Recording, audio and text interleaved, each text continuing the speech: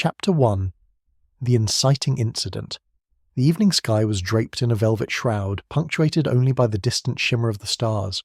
The grand ballroom of Montesfera Manor stood bathed in the golden glow of chandeliers, its walls adorned with tapestries of rich history, each thread carefully woven with tales of opulence and aristocratic legacy. It was a setting befitting the rarefied world of the guests who had gathered for Lady Clarissa Granger's annual masquerade ball. At the centre of this splendour stood Lady Clarissa herself, a woman whose reputation for both beauty and poise made her the jewel of the London social scene. She moved through the crowd like a queen, her laughter ringing through the room, a sound as sweet as the chimes of a distant bell. The guests, dressed in their finest, floated like colourful wisps around her, indulging in polite conversation, admiring the extravagant decorations and relishing the delicate canapes served on silver trays. But amidst the shimmering gowns and the polished smiles, something sinister was afoot, hidden behind the elegant facades.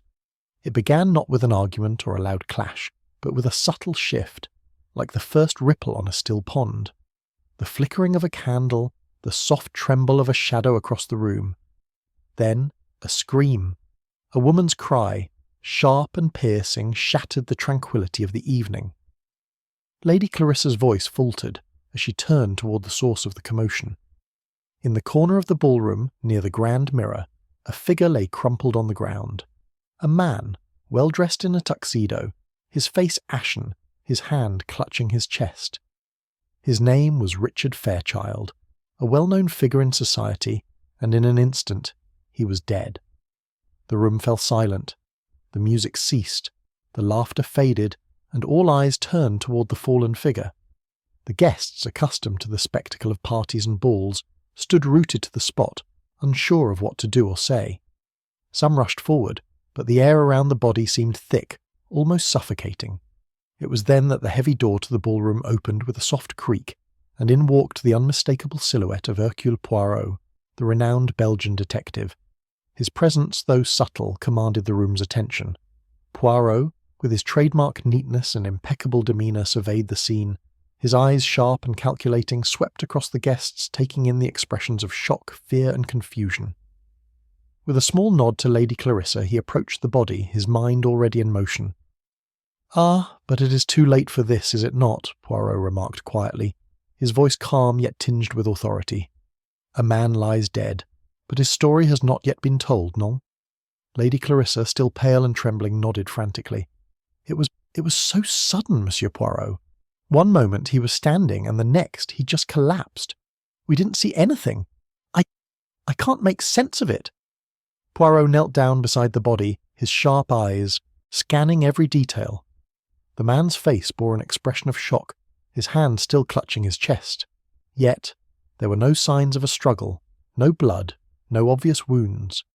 His death was not from an obvious injury or poisoning, at least not immediately visible. Poirot's eyes flickered toward the nearby candle, which was still faintly glowing despite the eerie calm that had settled in. A small, delicate wisp of smoke spiralled upwards. It was odd, for the rest of the room was quite still. As Poirot examined the scene further, his gaze lingered on the faint traces of soot near the man's lips, almost imperceptible unless one looked closely. "Interesting," he muttered, standing up with a smooth, fluid motion. "The candle, yes, it is as if it speaks in whispers, oui, the phantom Candleburn." Lady Clarissa looked puzzled. "The candle? But what—" Madame, allow me to explain," Poirot said, his eyes lighting up with the keen intelligence that so often marked his methodical approach. "You see, a single detail, often overlooked, can unravel the entire mystery. This is not an ordinary death. The hand of the murderer is subtle, but it leaves behind clues, tiny hints, like a delicate thread pulled loose from the fabric of truth." Lady Clarissa blinked, still trying to process the shock of the evening. "What do you mean, Poirot? Are you saying someone here?" Poirot's sharp gaze fixed on her. "Indeed, the murderer is still among us, and I believe, Madame, the candle will show us the way. But first, we must gather the others." Without waiting for a response, Poirot turned on his heel and addressed the guests, who had begun to murmur in hushed tones. "You are all part of this puzzle now, non? Let us see if we can find the missing pieces together." And so, with a deliberate calm, Hercule Poirot began to unravel the threads of a mystery that would lead him deep into a labyrinth of secrets, psychological games, and hidden motives. The crime had just begun to unfold, but already Poirot knew one thing with certainty. The truth, though buried beneath layers of deception, would soon be revealed. Chapter 2. The First Clues. The guests were now gathered in the drawing-room, their faces pale, their eyes darting nervously between each other. The air was thick with tension, and the usual polite chatter that had filled the ballroom moments ago had been replaced with a strange, uneasy silence. Hercule Poirot, standing near the hearth, studied the room with his usual careful scrutiny, his sharp eyes taking in every detail. Lady Clarissa had not left her side of the room, her hands still trembling, her face drawn in disbelief. She had ordered the staff to prepare tea, though it was clear to everyone that no one would drink it. A thick, almost suffocating atmosphere hung over them, as if the very air had become dense with the weight of the unknown. Poirot's voice broke the silence like a needle-piercing fabric. "You are all, how do you say, troubled by this murder. But remember, mes amis, that we are not here to wallow in fear. We are here to understand, to observe, and to deduce." He turned to the first suspect, Gregory Havisham, a man in his early 40s with a crisp suit and an air of quiet confidence. He was standing by the window, his posture rigid as if he were trying to distance himself from the entire situation. "Monsieur Havisham, tell me, did you see anything unusual before Mr. Fairchild collapsed?" Gregory's eyes flickered briefly toward Poirot, then quickly averted his gaze. "No, nothing at all. He was standing, looking at the candle, and then, well, he collapsed." His voice was flat, almost rehearsed. Poirot nodded slowly as though weighing his words. "But did you notice anything? Anything at all that might give us a clue? The smallest detail could prove vital." Havisham shifted uncomfortably, his hands now clasped behind his back. "I did not see anything, I swear." Poirot's gaze was unrelenting. Very well. You may go for now." Turning to the next, Poirot fixed his eyes on Eleanor Sinclair, a woman whose beauty had been marred by the faintest touch of anxiety. Her fingers nervously twisted a handkerchief in her lap, and her gaze was unfocused. It was clear that she was struggling to maintain composure. "Eleanor Sinclair," Poirot began, his voice gentle but probing, "you appear upset. Perhaps you saw something that might help us." Eleanor blinked and finally met his eyes, her voice wavering. I don't know. Richard and we were talking. He mentioned the candle, said something about it looking strange, but I didn't think much of it." Poirot's eyebrow arched. "Strange, you say? In what way?" Eleanor hesitated. "It just seemed to flicker more than usual. But surely that's nothing.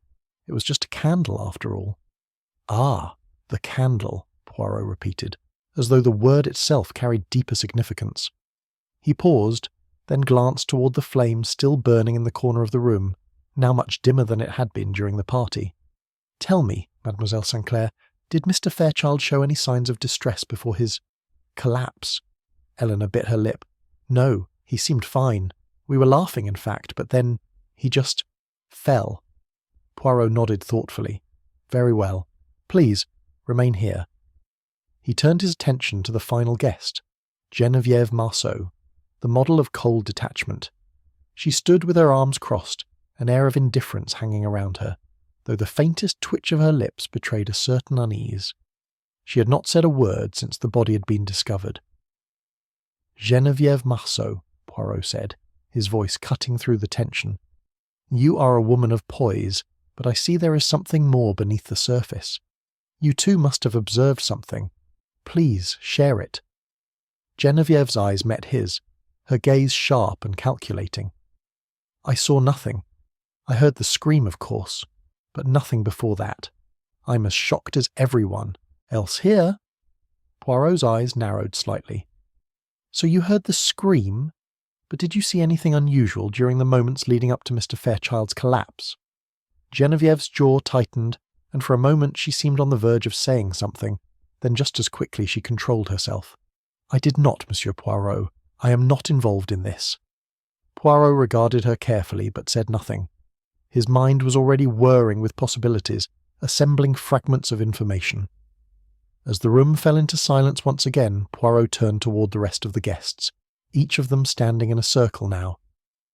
"There is something that none of you have yet noticed, something that will unlock this mystery. You see, the murderer, like the candle, leaves behind a trail of smoke, a hint of what is to come. But we must look carefully, mes amis, for the truth is often hidden in plain sight." Poirot's voice grew soft, almost hypnotic as he spoke.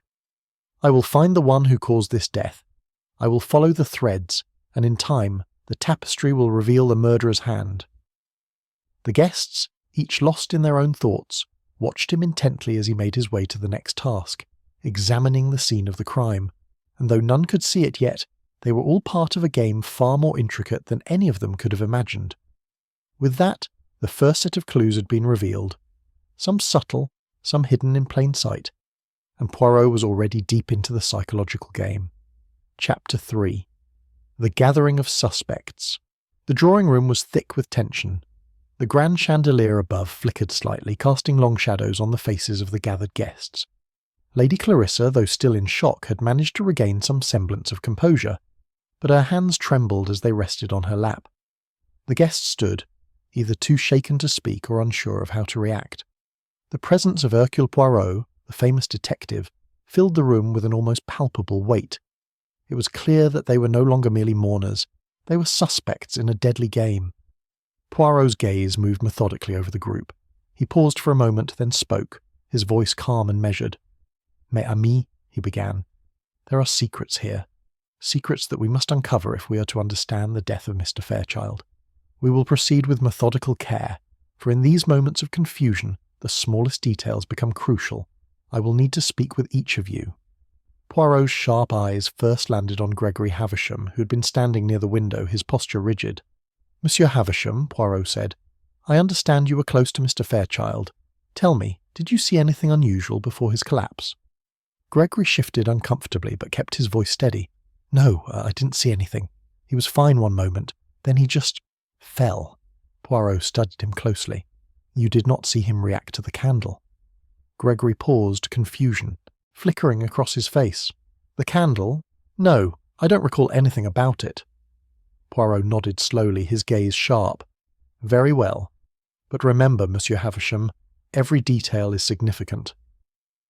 Next, Poirot turned to Eleanor Sinclair, who had been standing near the fireplace, her eyes lowered, avoiding the others' gazes. "Mademoiselle Sinclair," Poirot said gently, "you spoke to Mr. Fairchild before his death. Did he say anything peculiar? Anything that might help us understand this tragic event?" Eleanor hesitated, clutching a handkerchief tightly. He mentioned the candle," she said quietly. "He said it was flickering strangely, but he wasn't upset, he seemed fine." Poirot raised an eyebrow. "Flickering strangely, you say? Tell me, did he seem nervous?" Eleanor's eyes flickered to Poirot's face before she quickly looked away. "No, not at all. He was his usual self." Poirot nodded, but said nothing more. He moved on, his attention now fixed on Geneviève Marceau, who stood apart from the others, her arms crossed, her face unreadable. "Mademoiselle Marceau," Poirot said, his voice calm but deliberate, "you appear distant. Perhaps you could share with me your impressions of Mr. Fairchild?" Genevieve's gaze remained steady. "I didn't know him well," she said coolly. "We had little more than passing conversations." Poirot stepped closer. "And yet, you were in the room when he collapsed. Did you notice anything unusual? Any hint that something was amiss?" Genevieve's eyes narrowed slightly, but her voice remained composed. "No, Monsieur Poirot, I saw nothing. It's a tragedy, but that's all." Poirot regarded her for a moment longer before nodding. "Perhaps, mademoiselle, but in every tragedy there is more than meets the eye." He then turned to Lady Clarissa, who had been standing quietly, her eyes red-rimmed. "Lady Clarissa," Poirot said, his voice soft but pressing, "you and Mr. Fairchild were close. You must have seen something, some clue that could help us understand his death." Clarissa's hands trembled as she spoke, her voice tinged with distress. "Richard and I, we were friends for years. There's nothing that could explain this. He was perfectly fine, and then this happened. I don't understand, Monsieur Poirot." Poirot nodded gently, his eyes sympathetic yet focused. "Of course, madame, but you must understand. In order for us to discover the truth, You must let go of the idea that everything is as it seems." The room fell into silence as Poirot stepped back, his gaze sweeping over the guests.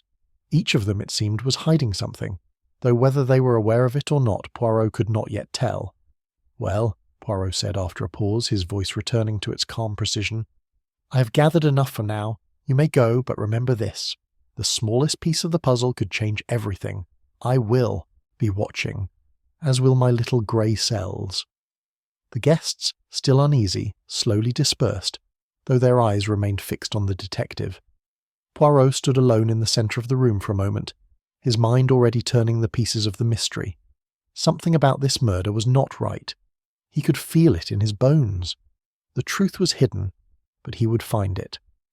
One way or another, Poirot would unveil the secrets that lay beneath the surface, and with that, the investigation deepened, the game of psychological deduction and misdirection beginning in earnest. Chapter 4. Poirot arrives. The guests had dispersed, each retreating into their private thoughts. The drawing-room, once full of whispers and fleeting glances, now stood empty except for Hercule Poirot. His sharp eyes remained fixed on the flickering candle, his mind already working through the subtle details that had presented themselves. Each movement, each word, each glance of the guests. Nothing had escaped his notice. He approached the fireplace, his steps light and measured, his mind still unravelling the tangled threads of the mystery. The candle that had caught everyone's attention earlier now burned lower, its flame weak and trembling. Poirot paused for a moment, watching it with careful scrutiny. "Ah, the candle," he murmured to himself, as though the very object held a secret to unlock. "It begins with something as simple as this, yet so much more is hidden." As Poirot stood contemplating, the sound of footsteps approached, signalling the return of Lady Clarissa. She entered the room with a hesitance that was becoming familiar to Poirot.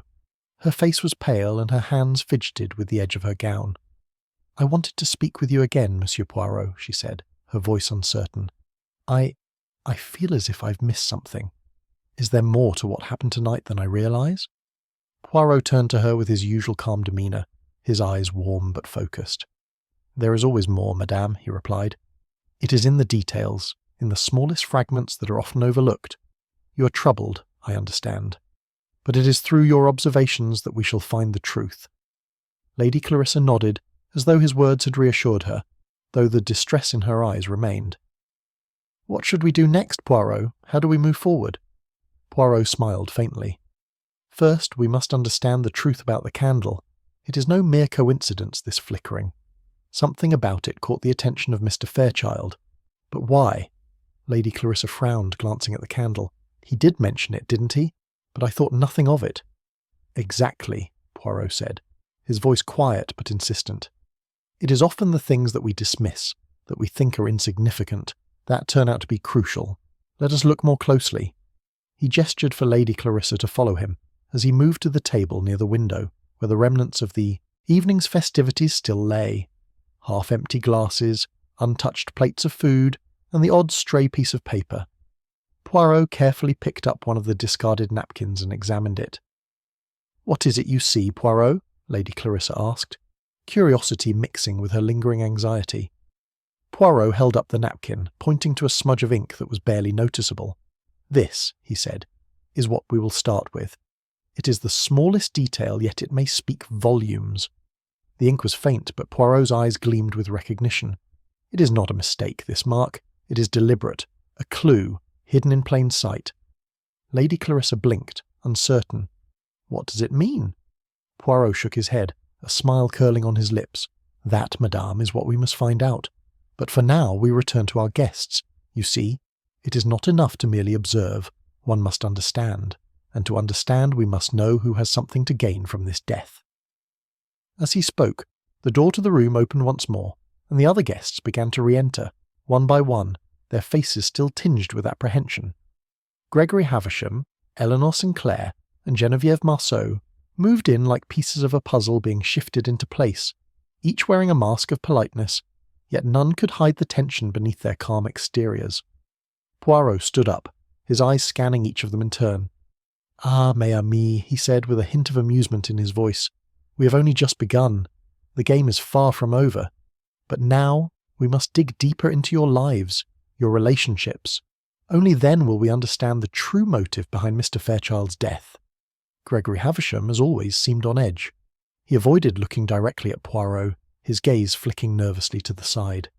Eleanor, meanwhile, seemed to withdraw into herself, clutching her shawl as though seeking comfort from its fabric. Geneviève Marceau remained aloof, her face a mask of indifference. Poirot studied them carefully, his mind already working through the web of motives, emotions and contradictions that surrounded them. The pieces were coming together, though he knew that it was still too soon to make any assumptions. The truth was elusive, hidden behind carefully constructed facades. But Hercule Poirot had learned long ago that nothing could remain concealed forever. "The time has come," Poirot said, his voice firm, to begin the questioning. As the group gathered in the centre of the room, each suspect's eyes lingered uneasily on Poirot, knowing full well that their secrets would soon be exposed. But Poirot, with his usual calm confidence, was prepared. The game had begun, and he was ready to play his part. Chapter 5. Initial interviews begin. The room fell silent as Poirot looked over his gathered suspects, each one standing in their place like pieces on a chessboard. The atmosphere, heavy with uncertainty, seemed to stretch time itself. Lady Clarissa had taken a seat by the window, her hands folded neatly in her lap, but her eyes were wide with unease. Gregory Havisham stood near the door, his arms crossed defensively, his posture rigid. Eleanor Sinclair was still clutching her shawl tightly, her gaze darting toward the floor as if avoiding the weight of Poirot's sharp scrutiny. Geneviève Marceau, though composed, shifted slightly on her feet, her eyes betraying a flicker of wariness. Poirot's mind was already running through the possibilities, each one more intricate than the last. He needed to learn more about these people, their relationships, their alibis, their motives. To do that, he would begin with the most direct of methods: questions, carefully chosen questions that would reveal their true natures. "Let us begin," Poirot announced, his voice cutting through the tension. "I shall start with you, Monsieur Havisham." Gregory stiffened, his eyes narrowing slightly as he looked toward Poirot. "What is it, Poirot?" His voice held a defensive edge, as if preparing for an interrogation. Poirot remained calm, his demeanour unchanged. "I would like to know more about your relationship with Mr. Fairchild. You said earlier that you were close, yes. But I am curious, Monsieur Havisham. How close?" Gregory shifted on his feet, clearly uncomfortable. "We had mutual interests," he said, his voice a little too firm. "Business dealings, mutual acquaintances, but nothing extraordinary." Poirot's gaze sharpened. "Nothing extraordinary? You were friends?" Gregory hesitated, his eyes flicking nervously to the side before meeting Poirot's gaze again. "We were acquaintances, friends in passing, perhaps, but that's all." Poirot's eyes never wavered as he pressed on. "And what of the disagreements? Were there any tensions between you two?"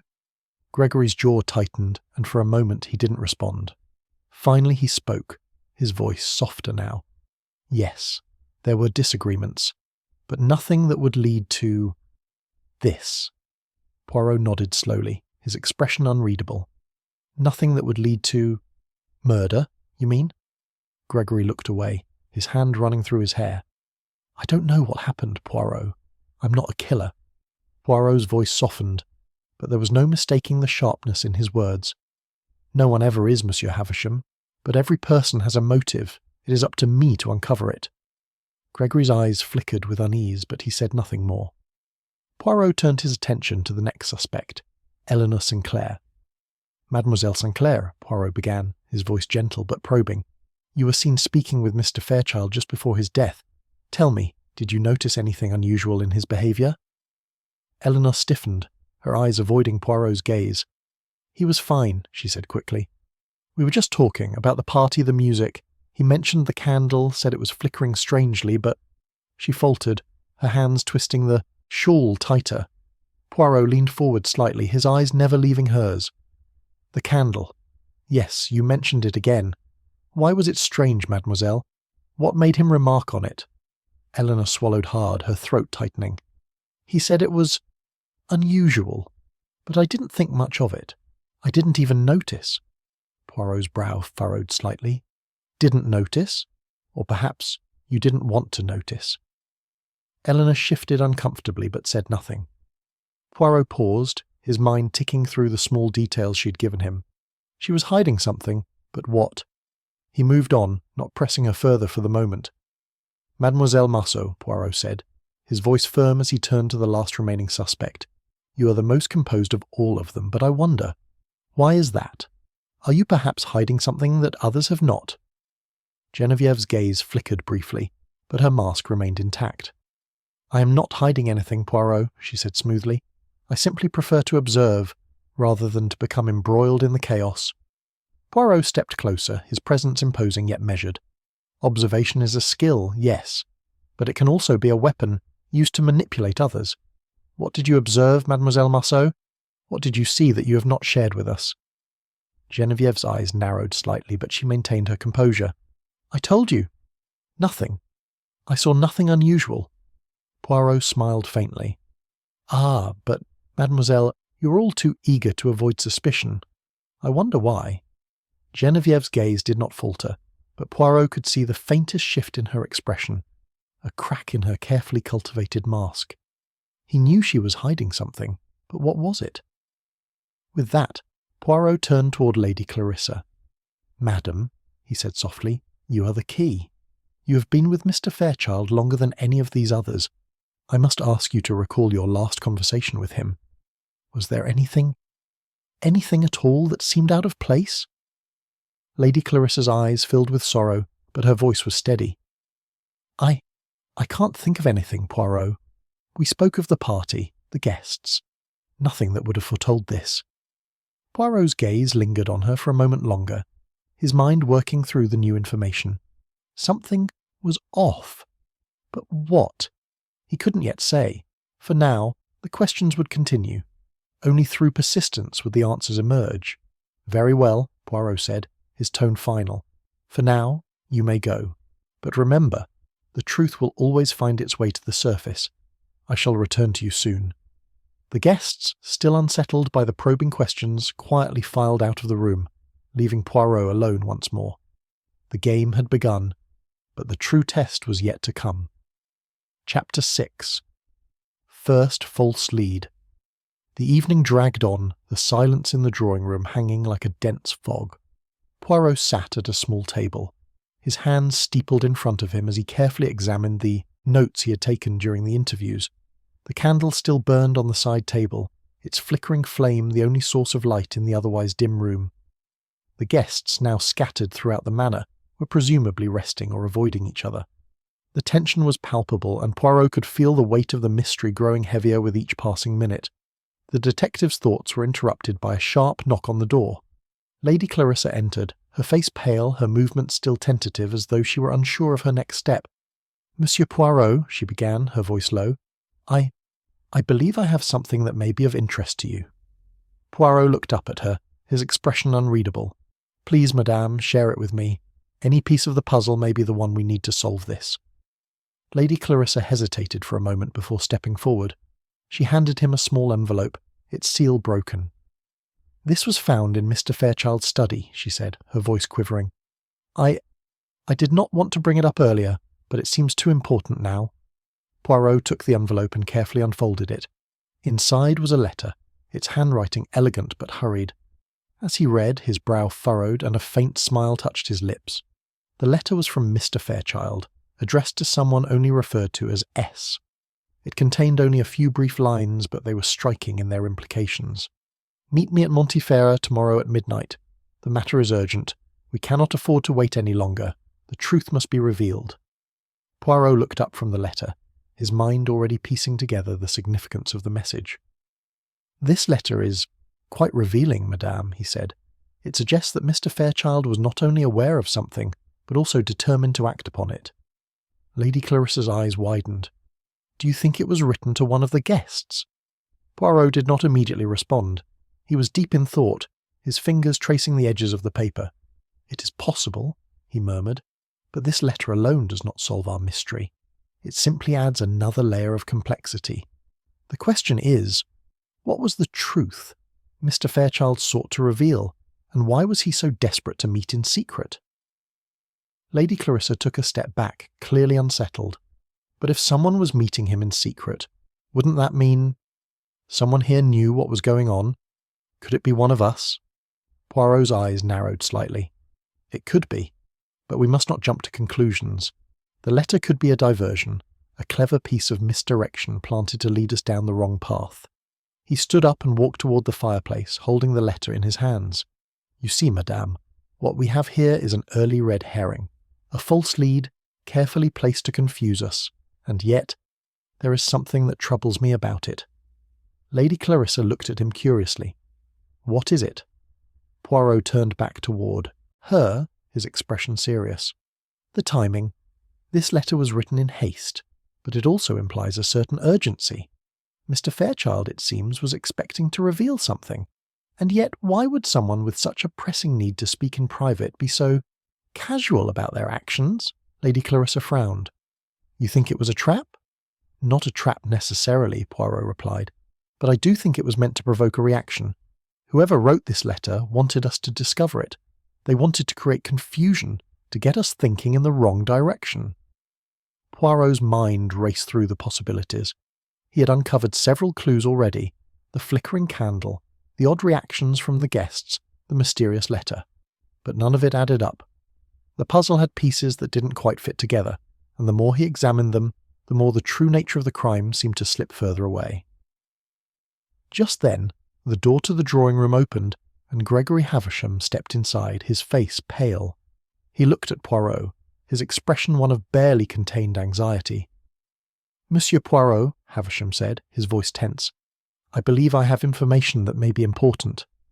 Poirot motioned for him to speak. His curiosity piqued. Go ahead, Monsieur Havisham, I am listening. Havisham hesitated for a moment, then took a deep breath.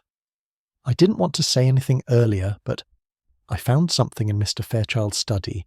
It's a piece of paper, a note. It mentions a meeting, a rendezvous, and it's signed with an S. Poirot's eyes immediately sharpened. You found this note in the study, Monsieur Havisham, and you waited until now to bring it to me? Havisham's face flushed with guilt. I didn't want to overreact. I wasn't sure it was important. Poirot's gaze never left him as he considered the situation. And yet, Monsieur Havisham, you've just confirmed what I suspected. There is a secret meeting, and one of you, among this very group, knows the truth. The room fell silent again, the weight of the revelation hanging heavily over them.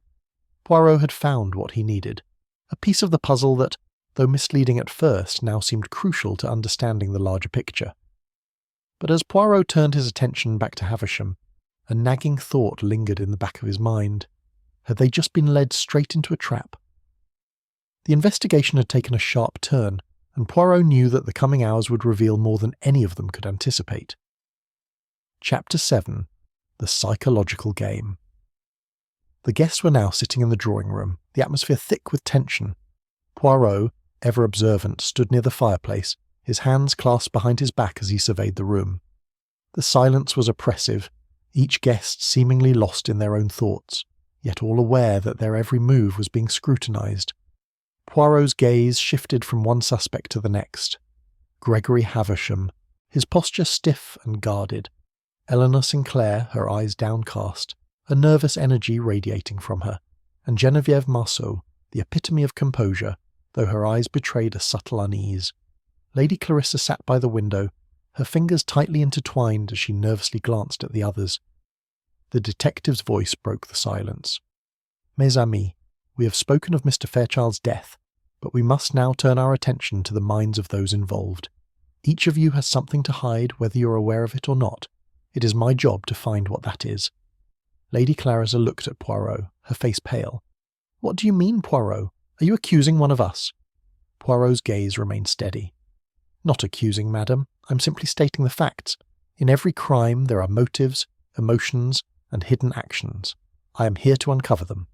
He turned toward Gregory Havisham. Monsieur Havisham, you say you had no issues with Mr. Fairchild, but what of your business dealings? There were tensions, were there not? Gregory shifted uncomfortably, his eyes narrowing. There were disagreements, yes, but nothing of consequence. Business matters are often complicated. Poirot smiled faintly. Complicated, yes, but not trivial. Perhaps you had more reason to want Mr. Fairchild out of the way than you are letting on?" Gregory's face flushed slightly, but he quickly regained his composure. "I did not want him dead. I just wanted out of a bad investment, that's all." Poirot nodded slowly. "A bad investment, but sometimes, Monsieur Havisham, the cost of getting out is greater than you expect." Gregory said nothing more, but the discomfort in his eyes did not go unnoticed by Poirot. Poirot then turned his attention to Eleanor Sinclair. "Mademoiselle Sinclair, you were the last to speak with Mr. Fairchild before his death. You mentioned the candle. Tell me, why did he comment on it?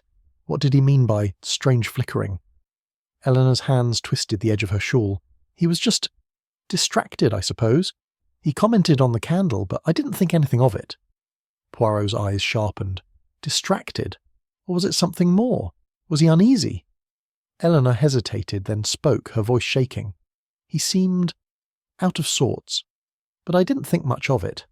I was just trying to make small talk." Poirot leaned forward slightly, his gaze intense. "Mademoiselle, the smallest details matter. What did he really mean by the candle? Why focus on such a trivial thing?" She bit her lip, her gaze flickering nervously to the side. "I don't know," she murmured. "It was just a comment." Poirot's face remained unreadable, though inwardly he knew she was hiding something. He would return to her later. For now, he moved to Geneviève Marceau. "Mademoiselle Marceau," Poirot began, his tone deliberate, "you seem the most composed of all. But tell me, what did you observe when Mr. Fairchild collapsed? Was there anything odd in his behaviour?" Genevieve's eyes met his with a steady, unfaltering gaze. "I saw nothing unusual. I'm not one to make a fuss. I was surprised, of course, but I kept my composure." Poirot's lips twitched into a small smile. "Composure, yes, but beneath that there must be something. Everyone here is hiding something. Tell me, mademoiselle, what did you see that you have not shared?" Genevieve's mask didn't falter, but Poirot could see the tension in her shoulders. "I told you," she said, her voice cool. "I don't know anything more." Poirot's eyes never left hers, his expression unchanged. "Perhaps not, but the truth always emerges, mademoiselle, in time." He turned to Lady Clarissa, who was watching him closely. "Madame, you and Mr. Fairchild were close, yes? Tell me, did you notice anything in his behaviour that could explain his death?" Lady Clarissa hesitated, then spoke in a low voice. "He seemed distant, as if preoccupied with something. He wasn't himself. But I never thought it would come to this." Poirot regarded her quietly, taking in every word. "Of course, madame, but sometimes the clues lie in what is left unsaid, in the moments that seem insignificant." Poirot stood up and turned to face the group. "I have asked each of you questions, and though some have answered, others have withheld. But remember this, in this room, one of you holds the key to the mystery, and I will find it." As he spoke, a subtle tension gripped the air. Poirot could feel it. One of them was closer to cracking. But which one? Only time would tell. The psychological game had only just begun. Chapter 8. A Secondary Mystery. The evening continued to unfold like a carefully constructed play, the guests now under the careful watch of Poirot. They moved about the manor with wary eyes, each step shadowed by the knowledge that the detective was studying them, calculating their every move. Poirot, however, was not yet satisfied. The pieces were still too scattered, the puzzle incomplete. His mind kept returning to the candle, the peculiar flickering that had drawn Mr. Fairchild's attention just before his death. It was strange, certainly, but was it important, or had it been a mere distraction? Poirot's fingers brushed the edge of the letter once again, the note that had sparked new suspicions. Was it a real clue, or a misdirection to lead him astray? Poirot was deep in thought when the silence of the manor was broken by an unexpected noise. A sharp, sudden sound from down the hall, a muffled cry. Poirot's senses sharpened instantly. He motioned for the others to stay where they were and moved swiftly toward the source of the disturbance. When he arrived at the hallway, he found Eleanor Sinclair standing by an open door, her face pale. She was holding her hand to her throat as if in shock.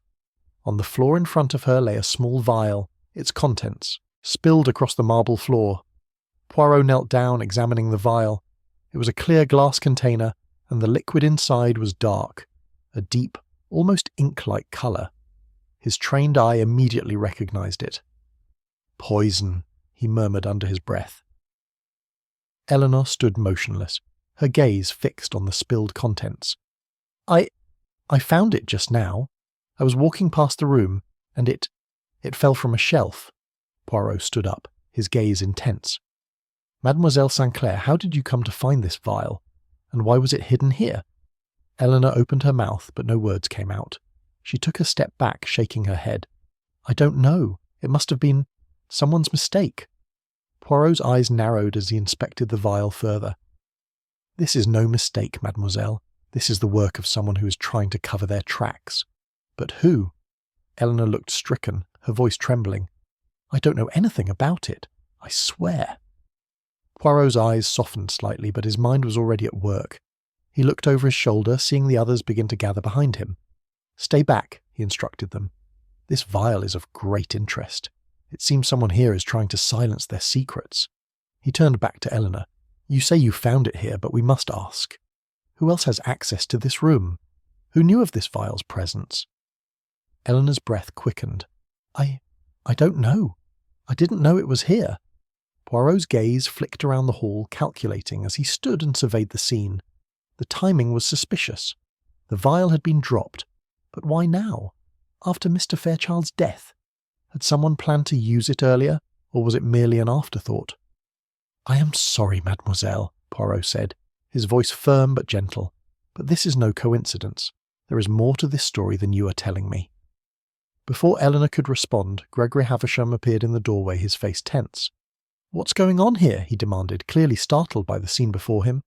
Poirot stood and held up a hand to calm him. "There has been a small development. A vial of poison has been discovered. It appears to have been dropped from a shelf." Havisham's eyes flickered toward the vial, then back to Poirot. "Poison? But why would anyone bring poison here? What are you suggesting?" Poirot took a deep breath, his mind spinning the new possibility into his calculations. It seems that someone in this house has more than just a motive for murder. Someone is trying to remove anyone who may uncover their secrets. But why poison, Monsieur Havisham? Why poison now? Havisham swallowed hard. I don't know, Poirot. It doesn't make any sense." Poirot glanced down at the vial once more. "It does make sense, Monsieur Havisham. Someone wanted to make sure that no one else would stand in their way." As the guests looked at each other, suspicion growing like a dark cloud, Poirot's mind continued to work. The poison, though an unexpected development, was another thread in the intricate tapestry of the mystery. Someone had attempted to cover up their actions, but who? And why now? The answers were beginning to come together, but there was still so much left to uncover. Poirot turned toward the others, his eyes serious. "You see, mes amis, the stakes are higher now. This is no longer just about death. It is about survival. Someone here is trying to eliminate the evidence, to remove anyone who might expose them." The guests stood still, unsure of what to say next.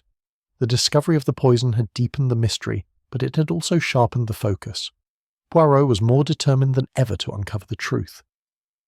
"Let us return to our rooms," Poirot said, his voice commanding yet calm. "We will continue tomorrow. For now, we wait." The guests, though shaken, nodded and began to disperse, each lost in their own thoughts.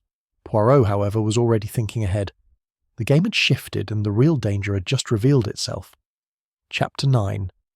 Hidden Connections. The discovery of the poison had set the manor on edge. The guests, each of them trying to maintain a semblance of normalcy, retreated to their respective rooms. But Poirot knew better than to let the night pass without further investigation. As he stood by the window, looking out at the darkened grounds of Montesfera Manor, his mind worked tirelessly, running over every piece of information he had gathered. The poison, the strange candle, the mysterious letter. Everything pointed to a tangled web. But who was the spider? Poirot had already decided that he needed more. He needed to delve deeper into the relationships between the guests. There was something hidden beneath the surface, something that none of them had revealed yet. It was time to break through their carefully constructed facades. The next morning, as the guests gathered in the dining room, Poirot observed them closely. Lady Clarissa, though still shaken, had put on a brave face, her eyes darting around the room, seemingly looking for something she couldn't find. Gregory Havisham sat at the far end of the table, his posture rigid, his eyes slightly bloodshot from a restless night. Eleanor Sinclair, though outwardly calm, had the air of someone who was barely holding it together. Geneviève Marceau, as usual, was composed, but the tightness in her jaw gave away her tension. Poirot wasted no time. "Mes amis," he said, as they all settled into their places. "Yesterday we discovered something significant. Poison, hidden in plain sight. It is clear that someone among you has much to hide, and we must now unravel the connections between you all." Lady Clarissa, startled by the directness of Poirot's words, took a deep breath before responding. "What do you mean, Poirot? You think one of us is behind this?" Poirot's gaze was sharp as he met her eyes. "I am not suggesting anyone, specifically, madam, but I am saying that you all have something to reveal, something that ties you together in ways you have not yet shared." Gregory shifted uneasily in his chair. "We don't need to drag up old connections, Poirot. We're all in shock from what happened to Richard. Can't we just let this be?" Poirot raised a hand, silencing him. "Monsieur Havisham, it is precisely because you are all in shock that you must answer these questions. The truth is often obscured by emotions. It is my job to see through those emotions and find what is hidden." Eleanor's eyes were fixed on her plate, her fingers nervously twirling the edge of her napkin. "I don't know what you want from us, Poirot. We've already told you everything we know." Poirot leaned forward, his eyes piercing. "Not everything, mademoiselle. There are connections here that you have not disclosed. Perhaps you do not even realize them yourself. But that is why I am here, to expose those connections."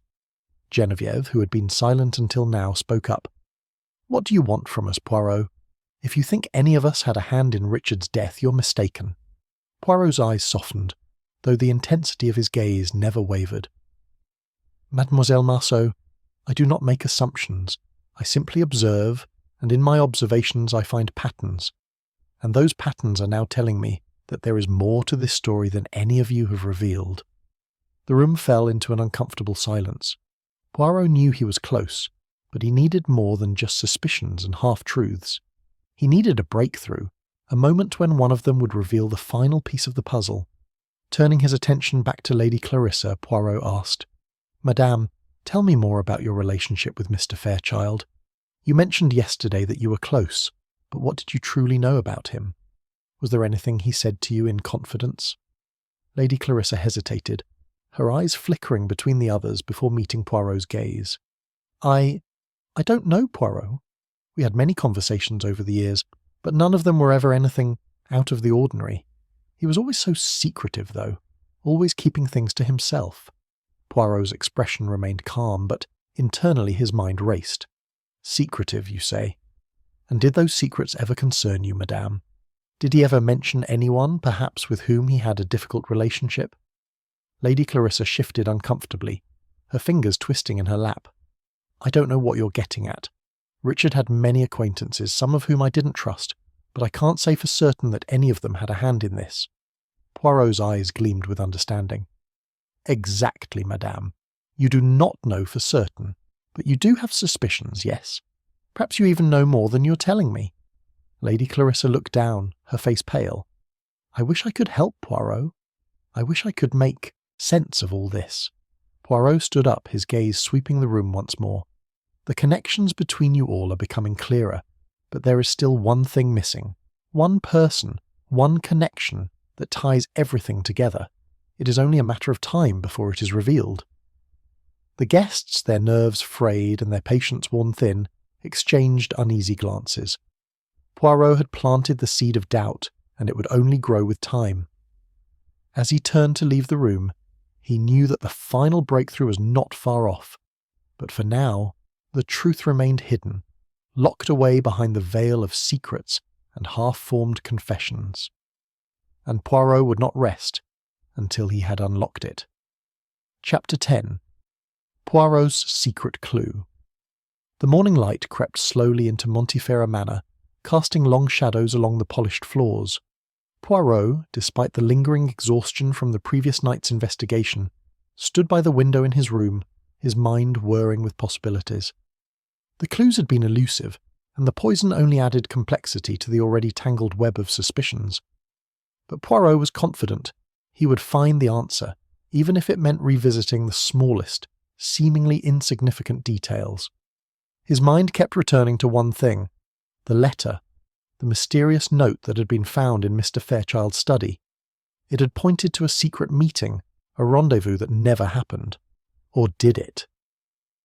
There were gaps in the timeline, and Poirot knew that one of the guests, perhaps more than one, was lying. They were hiding something that connected them to Fairchild in ways they hadn't admitted. Poirot's thoughts were interrupted by a soft knock on his door. "Monsieur Poirot," Lady Clarissa's voice called from the other side.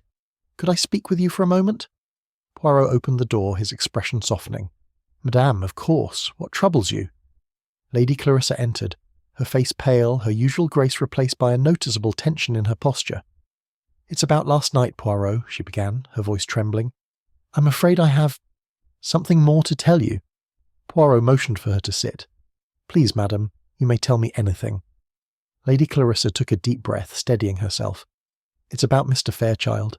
I told you he had been secretive, but there was something he said to me, something that didn't make sense at the time. Now, I'm wondering if it's more important than I thought." Poirot's eyes sharpened. "What did he say, madame?" Lady Clarissa hesitated, as though reliving the moment in her mind. "It was just before he died, when he mentioned the candle. He said it was not right, but not in a way I understood at first. It was more than just a passing comment. He was agitated, but tried to hide it." Poirot nodded thoughtfully. "Did he say anything else? Anything specific that could point us to the cause of his agitation?" Lady Clarissa shook her head, her eyes clouded with uncertainty. "No, I thought it was just nerves. But now I'm not sure. He seemed to be watching the candle more intently than anything else." Poirot smiled faintly, his fingers tapping against his chin. "Ah, the candle," he murmured. "It has been mentioned so many times, yet it remains an enigma. But tell me, madame, did Mr. Fairchild act in any way that was not consistent with his usual behaviour? Any signs of fear?" Lady Clarissa paused for a moment before answering. "Fear? I don't know. He was always composed, always in control. But that night there was something different, a sort of anxiety. It was subtle, but I could see it." Poirot stood, his mind already racing through the possibilities. "And you did not speak to him further about this?" "No," she answered quickly. "I didn't think much of it at the time. He was always the type to keep his thoughts to himself." Poirot's gaze turned toward the door as a thought occurred to him. "You see, madam, it is often what is left unsaid that is the most telling. Mr. Fairchild was aware of something important, but he kept it hidden. He knew his life was in danger, but he didn't know from whom." Lady Clarissa's face paled further. "Do you believe he was murdered, Poirot? That it wasn't just a sudden collapse?" Poirot smiled again, this time with a glint of certainty in his eyes.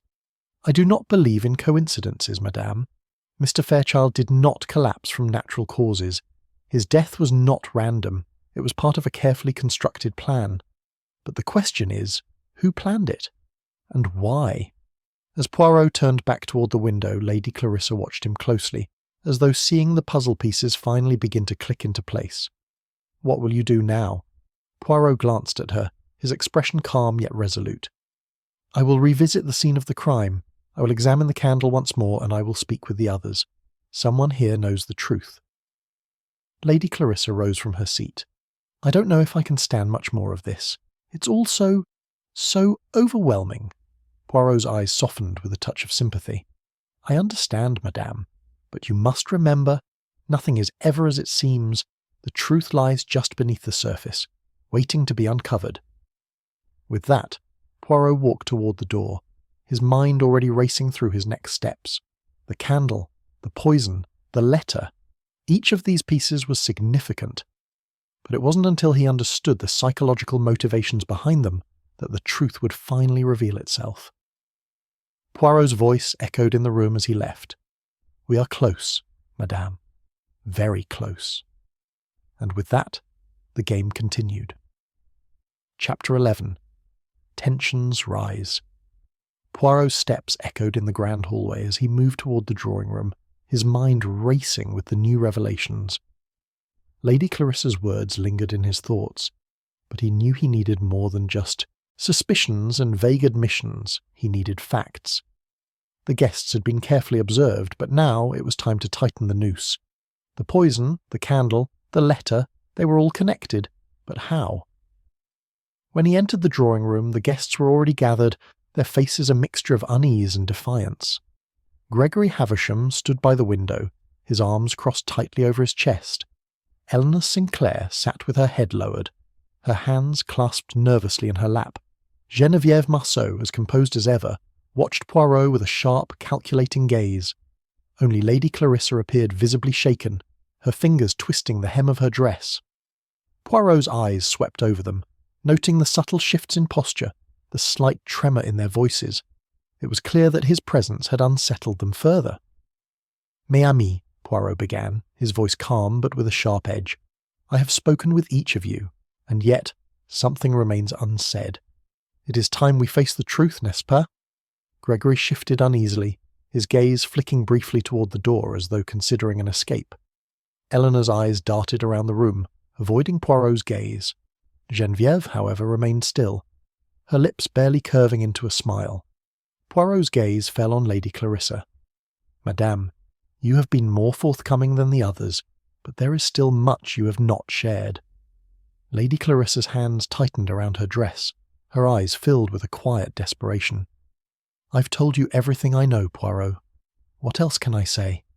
Poirot's voice softened, but his eyes were sharp. "You have told me what you think you know, but the truth is often hidden in what is not said, madame. Mr. Fairchild spoke of the candle, yes, and of something strange, something that disturbed him. Tell me more about that moment. How did he seem? Did you notice anything unusual about his behaviour before his death?" Clarissa hesitated, her fingers trembling slightly. "I told you, Poirot. He seemed distant, preoccupied. But he didn't say much more. I didn't think anything of it at the time." Poirot tilted his head slightly. "But, madame, you must have thought something of it. The candle, his words, his unease. There is more here. Why did he bring it up?" Lady Clarissa looked away, her eyes filling with tears. "I don't know. I didn't understand it at the time. I just thought he was tired, distracted. He was always so secretive about everything."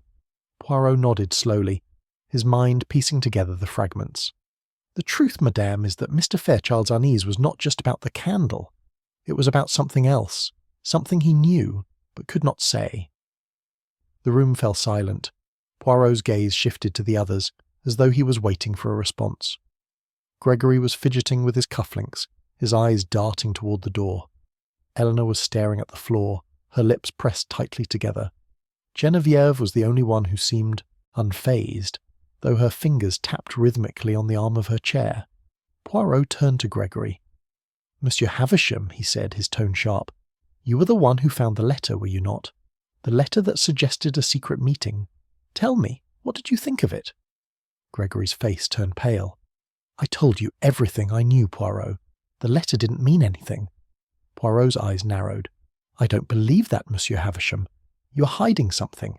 This letter, and your reaction to it, suggest more than just casual acquaintance with Mr. Fairchild." Gregory's mouth tightened into a thin line. "I didn't mean to get involved in this," he muttered, his voice barely above a whisper. Poirot stood, moving closer to the group. "It is not a matter of what you meant, Monsieur Havisham. It is a matter of what you did, and what you are hiding." Eleanor finally spoke, her voice soft but filled with fear. "What do you think we're hiding, Poirot? We're all in the same position. None of us knows what happened." Poirot paused, turning his gaze toward her. "Ah, but mademoiselle, that is where you are wrong. You know more than you admit. All of you do." There was a brief silence as the weight of Poirot's words settled in. The tension was palpable, each guest aware of the scrutiny they were under, each one wondering if the others were as guilty as they feared. Poirot's eyes narrowed as he spoke again, his voice calm but filled with determination. "Someone here knows the truth, and soon they will slip up. I will find it, whether you confess willingly or not." With those words, the room seemed to grow colder. The psychological pressure was mounting, and Poirot could feel the walls closing in around them. They were running out of time. Chapter 12. The Confrontation. Poirot's presence in the room had shifted the atmosphere, thickening the air with a charged silence. The guests, once composed, now shifted uneasily in their seats, their eyes flickering toward each other and then quickly away. The detective, ever calm, stood by the door watching them closely, his mind weaving through the tangled threads of lies and half-truths. Gregory Havisham, standing by the window, was the first to break the silence. His hand brushed through his hair nervously, and his gaze never left the ground. "What do you want from us, Poirot?" he asked, his voice strained. "We've told you everything we know." Poirot's sharp eyes flicked toward him. "Monsieur Havisham, you may have told me what you think you know, but there is more, much more, that you're hiding." His voice was calm, but the weight of his words hung heavily in the room. "The truth is not in what you say, but in what you do not." Eleanor, sitting at the far end of the room, shifted uncomfortably in her chair. "What are you insinuating, Poirot?" Her voice was quiet, but tinged with fear. "You're making it sound like we all have something to hide." Poirot's gaze softened slightly as he turned to her. "I am not insinuating, mademoiselle. I am observing. It is not the words that matter, but the actions. And your actions, mes amis, tell a story far different from the one you are telling." Geneviève Marceau, who had been silent until now, raised her chin, her eyes narrowing. "You seem to be very sure of yourself, Poirot. But what exactly are you accusing us of? That we killed Richard?" Poirot's expression remained neutral, but his eyes were sharp. "No, mademoiselle, I'm not accusing you of murder. I'm accusing you of something far more dangerous, concealing the truth. Each of you, in your own way, has played a part in this deception, and I will uncover it." Lady Clarissa, who had been silent through much of the conversation, finally spoke, her voice trembling. "Poirot, please. Richard was a dear friend. We didn't want this to happen. None of us wanted this." Poirot turned toward her, his eyes softening. "Madame, I know this is difficult, but the truth must come out, and it is through understanding your relationships with Mr. Fairchild that we will begin to see what happened." Gregory shifted his weight, glancing at Eleanor and then at Geneviève, before turning his eyes back to Poirot. "What do you think happened, Poirot? What are we hiding?" His voice was low, almost desperate now, as if he were losing control. Poirot looked at him closely, his eyes narrowing slightly. "I believe Mr. Fairchild was onto something. Something that connected all of you. Something that could have exposed a hidden truth, and that, mes amis, is why he was killed. But we must start from the beginning. We must examine each one of you." The room grew still. The tension was palpable, thickening with every passing second. Poirot's voice was calm as he continued, his eyes moving over each suspect with surgical precision. "You, Monsieur Havisham, had business dealings with Mr. Fairchild. But did you also have a reason to want him dead? You, Mademoiselle Sinclair, were the last to speak with him before his death. Did you notice anything unusual? Anything that might have pointed to a threat?" Eleanor and Gregory exchanged uneasy glances, but neither spoke. Genevieve's gaze remained fixed on Poirot, her face unreadable. Lady Clarissa, however, was the first to break the silence. "You think one of us did this?" she asked, her voice soft yet edged with disbelief. "You think one of us killed him?" Poirot's gaze softened as he turned toward her. "I do not know, madame. But I do know that someone here has the answers, and the answers are hidden in the relationships, in the fears, in the connections you have with each other." There was a long pause before Poirot spoke again, his voice low but resolute. "I will find the truth. It is simply a matter of time, and soon one of you will slip. When you do, I will be waiting." The room fell silent once again, the weight of Poirot's words settling heavily on the guests. Each of them knew they were being watched, that the smallest gesture, the slightest change in expression, could betray them. Poirot, however, seemed unbothered by the silence. His mind, already racing through the next steps, was focused on one thing, the final reveal. "You may go for now," Poirot said, his voice quiet but firm, "but remember this, there are no more secrets, not for long." As the guests filed out of the room, their faces a mixture of confusion and fear, Poirot stood alone, his gaze fixed on the empty space before him. He knew that the pieces were nearly in place. It was only a matter of time before the truth would reveal itself, and when it did, the killer would be exposed. Chapter 13. A desperate attempt to escape.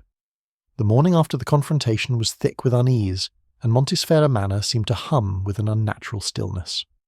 The guests, clearly unsettled by Poirot's directness, moved about with a sense of trepidation, unsure of their next steps. Some stayed in their rooms, while others quietly gathered in the dining room, their eyes casting wary glances at one another.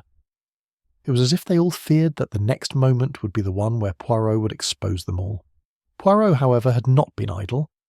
He had spent the morning reflecting on the previous day's events, considering each guest's words, mannerisms, and responses. There was something about Gregory Havisham's discomfort, Eleanor Sinclair's evasiveness, and Geneviève Marceau's carefully crafted indifference that still nagged at him. One of them was close to cracking, he was certain of it. But who? The sudden sound of hurried footsteps broke his thoughts.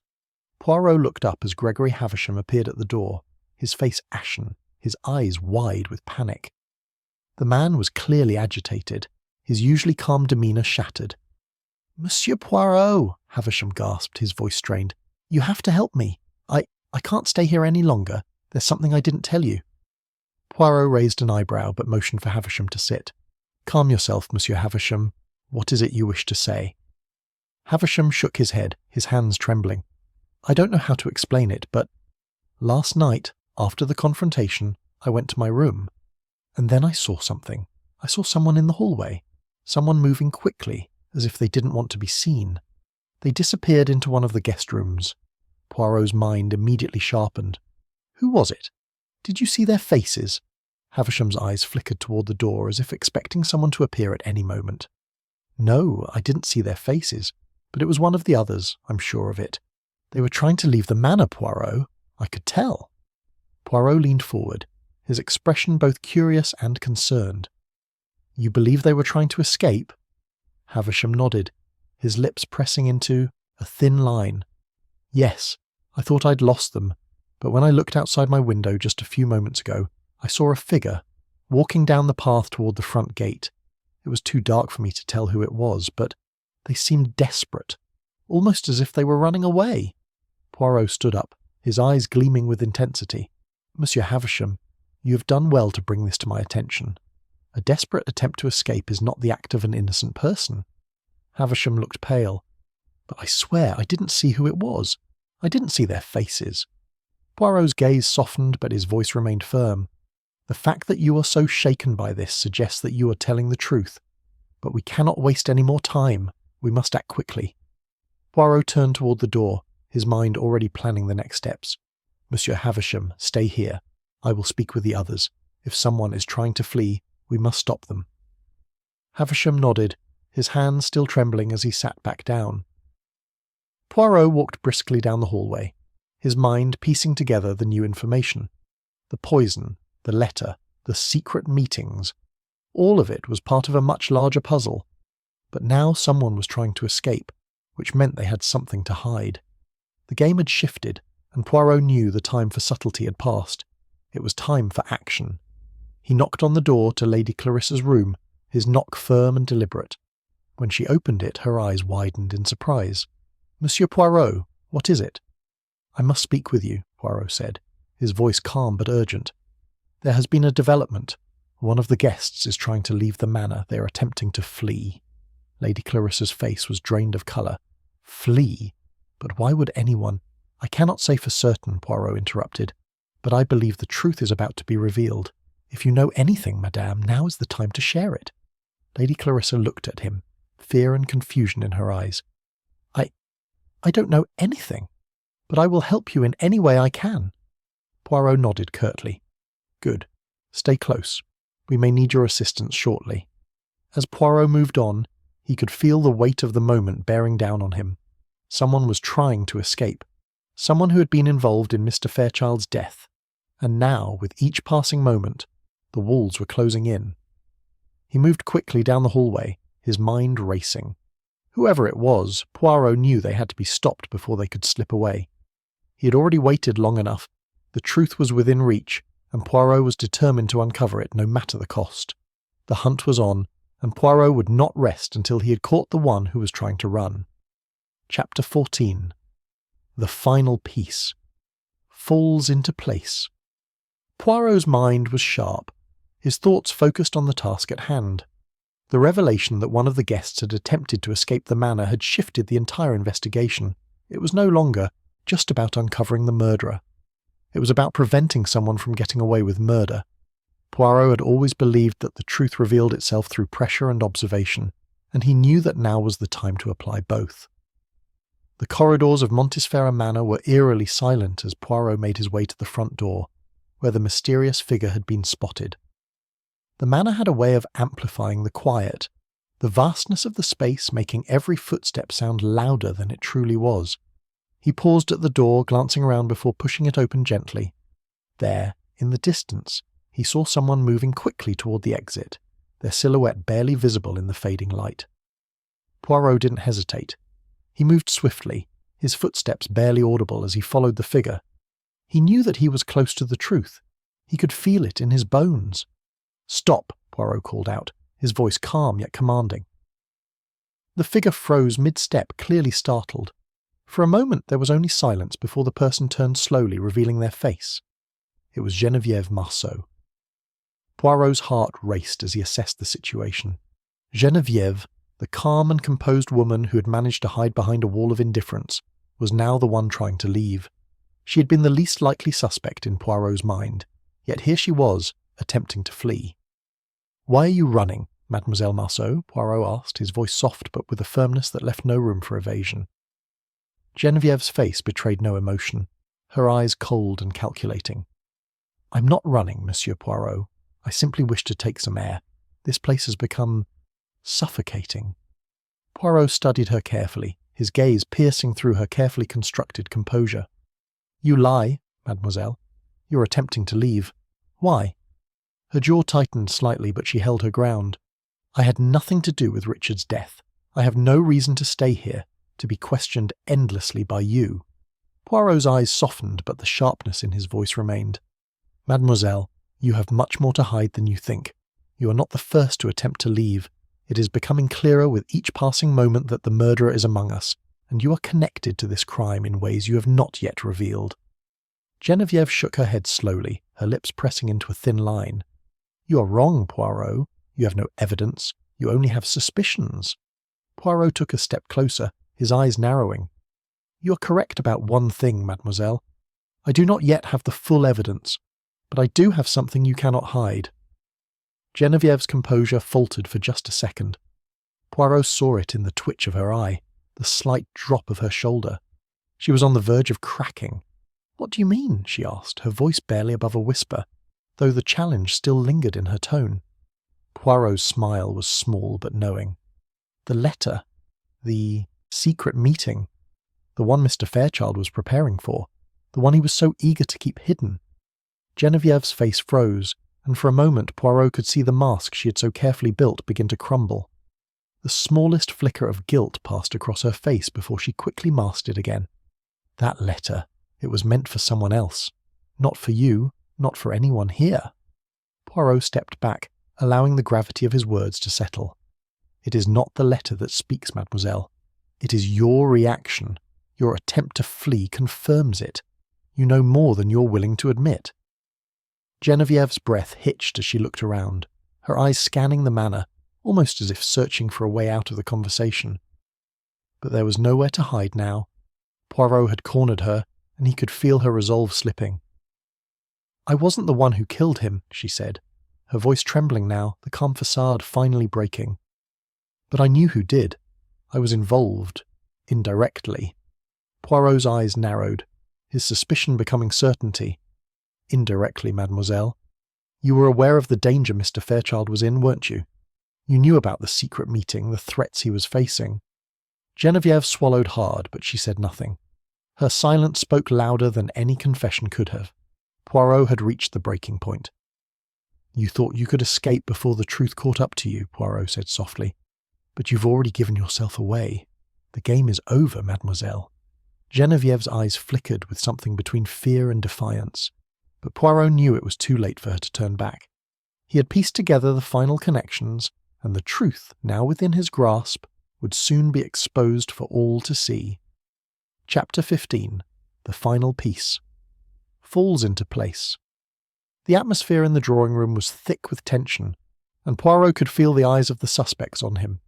They had gathered once again, each of them nervous and unwilling to speak. The previous revelations had clearly shaken them, and the carefully constructed facades they had worn throughout the investigation were starting to crumble. Poirot remained calm, his mind racing as he carefully pieced together the final details. He had known from the beginning that there was more to the case than met the eye. The letter, the poisoned vial, the strange flickering candle, it all pointed to one person. But now, it was time to bring it all to light. "Mes amis," Poirot began, his voice cutting through the silence. "The time has come for the truth to be revealed. The game, as they say, is up." The guests exchanged wary glances, but none spoke. Gregory Havisham, still standing by the window, shifted uneasily.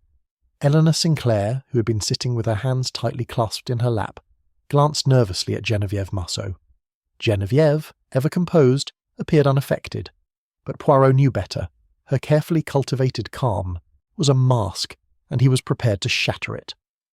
Poirot's eyes rested on Geneviève as he spoke again, his words deliberate. "Mademoiselle Marceau, you have been the least forthcoming throughout this investigation. You have maintained your composure while others stumbled under questioning. But now it is time to admit the truth." Genevieve's lips curled into a thin, almost imperceptible smile, but her eyes betrayed a flicker of guilt. "What are you accusing me of, Poirot?" she asked, her voice measured but laced with tension. Poirot took a step closer to her. "I am accusing you of murder, mademoiselle, of orchestrating the death of Mr. Richard Fairchild." The room fell into stunned silence, the weight of his words hanging heavily in the air. Genevieve's smile faltered, and for a brief moment, Poirot saw the cracks in her facade. "No, Poirot," she said, shaking her head. "You're wrong. I had nothing to do with it." Poirot's eyes locked onto hers, unblinking. "You're lying, mademoiselle. You have been lying from the beginning." Genevieve's expression hardened. "I don't know what you think you know, but I had no part in his death." Poirot's gaze never wavered. "You were the one who planted the letter. You were the one who planted the seed of suspicion, knowing it would lead us in the wrong direction. You were the one who made sure that Mr. Fairchild's death would not be easily discovered. You thought you could control the situation, but you underestimated one thing: my little grey cells." Genevieve's eyes widened ever so slightly, but she quickly regained her composure. "You think you've figured it all out, Poirot, but you don't have the full picture. Richard wasn't just any man. He knew things that could have ruined everything for me." Poirot tilted his head slightly, considering her words. "So it was fear, mademoiselle? Fear that drove you to kill him?" Genevieve's voice became more forceful. "It wasn't fear. It was a necessity. Richard knew too much. He was going to expose me, and I couldn't let that happen. I couldn't afford to let him ruin everything." Poirot's face softened, but his voice remained firm. "But you did, mademoiselle. You ruined everything. Your actions have brought you to this point. And now, the truth will be known." Geneviève looked around the room, her eyes darting from one guest to another, but there was no escaping the inevitability of Poirot's conclusion. The walls had closed in around her, and she knew that there was nowhere left to run. With a heavy sigh, she dropped her gaze, her shoulders slumping as the realization set in. "I didn't want it to end like this," she murmured, "but I had no choice." Poirot nodded. "You always had a choice, mademoiselle, but you chose the path of deception." The room was silent as Poirot turned to the others. "The case is now solved.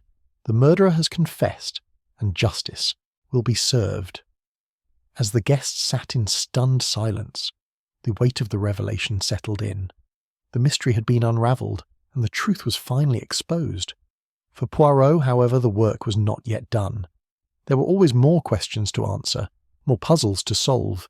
But for now, the mystery of Richard Fairchild's death has come to an end. The game was over, and Poirot had won. Chapter 16. The Reveal. The room remained still, the air thick with the weight of what had just transpired. Geneviève, her head bowed, was the first to break the silence, her voice barely above a whisper. "I didn't mean for it to go this far," she murmured, her words filled with defeat. But Richard was going to ruin everything. I couldn't let him expose me. Poirot stepped forward, his gaze steady but filled with understanding.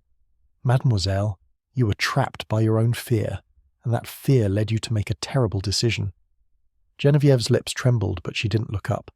I thought I could control the situation. I thought I could make him leave without anyone knowing. But then, everything unravelled. Poirot nodded slowly. You planted the letter, the one found in Mr. Fairchild's study. It was meant to lead us astray, to make us think there was someone else involved. But it was you, mademoiselle. You controlled the narrative from the beginning. Lady Clarissa, who had been watching in stunned silence, finally spoke. But why? Why kill him? Genevieve's shoulders shook slightly as she lifted her head, her eyes filled with guilt. I wasn't just afraid of what he knew. He was a part of a much larger story. A story that could have ruined my entire life. I thought if I killed him, I'd silence the danger. But now... Her voice broke off. Poirot's expression softened. You thought you could silence the truth, but the truth always finds a way to be heard. You've tried to escape the consequences of your actions, but there's no escaping the justice that comes with them. Genevieve's eyes were downcast as she nodded slowly. The weight of her confession was heavy, but there was no longer any turning back. Poirot turned to the rest of the room, his gaze sweeping over the guests who had been complicit in their own ways. Justice has been served, but remember, truth is not always kind. It is not always what we want to hear. As Genevieve was escorted away, the room fell into a deep silence. The investigation was over, but the consequences of one woman's fear would echo through the halls of Montesfera Manor for some time to come. Chapter 17. Outcome and Justice. The days following the revelation were quiet, a strange calm settling over Montesfera Manor. The remaining guests, though shaken, had returned to their rooms, each of them processing the events in their own way. Poirot, however, remained vigilant, his mind always working, even in the quiet aftermath. Genevieve Marceau had been taken into custody, her confession a weighty one, but Poirot knew the truth had brought its own kind of closure. The manor, once filled with secrets, now stood still, as if waiting for its own story to be told. Lady Clarissa had requested a private meeting with Poirot, a chance to finally understand the depth of what had transpired. She sat across from him in the drawing room, her face tired, but there was a sense of peace in her expression now. Monsieur Poirot, she said softly, I never imagined it could have been Genevieve. She seemed so controlled, so perfect. Poirot nodded, his eyes focused on her. Ah, madame, we are all capable of great things when fear drives us. It was not her nature that led to the crime, but her desperation to protect a carefully constructed life. Lady Clarissa's eyes lowered, a wave of sadness passing over her. But to kill someone... For what? Fear, Poirot replied gently. She was afraid of losing everything, afraid that the truth would shatter her world. Fear is a powerful motivator, and sometimes it blinds us to the consequences of our actions. Clarissa nodded slowly, her eyes filled with understanding, but also with the grief of having had someone so close reveal such darkness. Poirot rose from his chair, walking toward the window. The truth was hidden in plain sight, madame. All it needed was someone to look beyond the surface. She followed his gaze, nodding once more. And you found it, Monsieur Poirot? Poirot turned back to face her, his expression serene. I only revealed what was already there, madame. The truth is always waiting to be discovered. Sometimes it simply requires a careful hand to uncover it. Lady Clarissa stood, her posture now more composed than it had been when she first arrived. Thank you, Poirot, for bringing this to an end. Poirot gave a slight bow. It is my duty, madame. Justice has been served and Montesfera Manor can finally begin to heal. As she left the room, Poirot looked out the window, a soft sigh escaping his lips. The case was over, but in the quiet of Montesfera he knew that every mystery had its consequences, some immediate, others lingering. Chapter 18. The Closing Remark.